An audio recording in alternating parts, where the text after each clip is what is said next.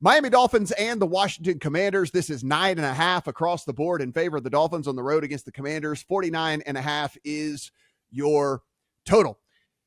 Seems like a high total, but we know the Dolphins can pile up points. We know that the Commanders at least have it in them to get garbage time points. We've seen that a couple of times this year with them. So, Adam, I've heard some people say we just can't be betting overs in today's NFL, with totals at 49.5. That's just not a profitable way to go about things.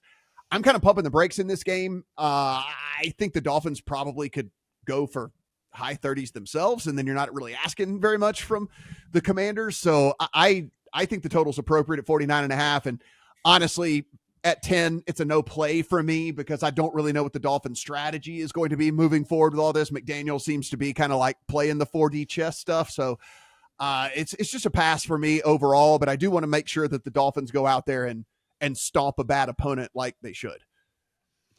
Two things for me about this game that I'll get out quickly because I'm not ultimately going to play it. My number on this is actually closer to Miami 5.5. However, with what I saw out of Washington last week in a spot where I thought Washington was getting too many points against Dallas and the way that they laid down in the second half gives me questions about motivation for this team, gives me questions about the future of Ron Rivera when they are out there firing their defensive coordinator mid-season.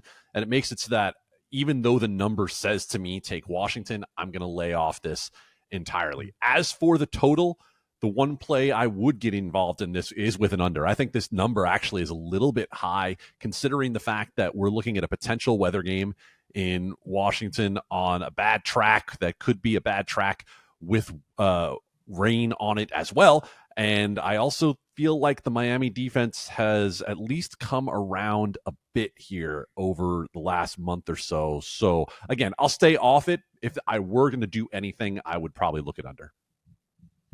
Steven, Dolphins, a team that's high up in everybody's power ratings as well. And we have a Washington team that has certainly plummeted in everybody's power ratings. Thought the defense was going to be good this year. Turned out that's not the case. Got rid of their two best weapons as part of the case of that not being any good.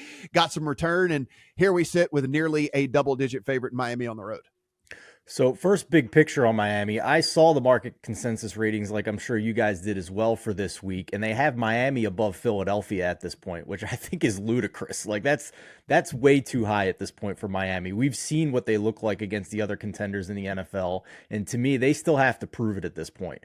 But this is certainly not one of those teams. This is almost a repeat conversation for me on the Commanders of what we had for the Thanksgiving game last week, where is the number getting too big? Yes, but also are we downgrading Washington enough after the trades they made to their pass rush and the volatility that they have any given week with this offense? So it's just too random for me. I will say that, another reason for everybody to get into the free Discord for the lines.com homepage, top right-hand corner, you can join.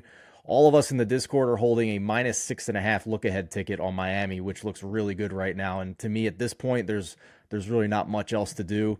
The only thing I would really say is, this is unorthodox. This is expensive. I wouldn't recommend it. But if you were to maybe do like a 2 or a 3-way teaser on Miami, a 7-pointer to get it down to 2.5.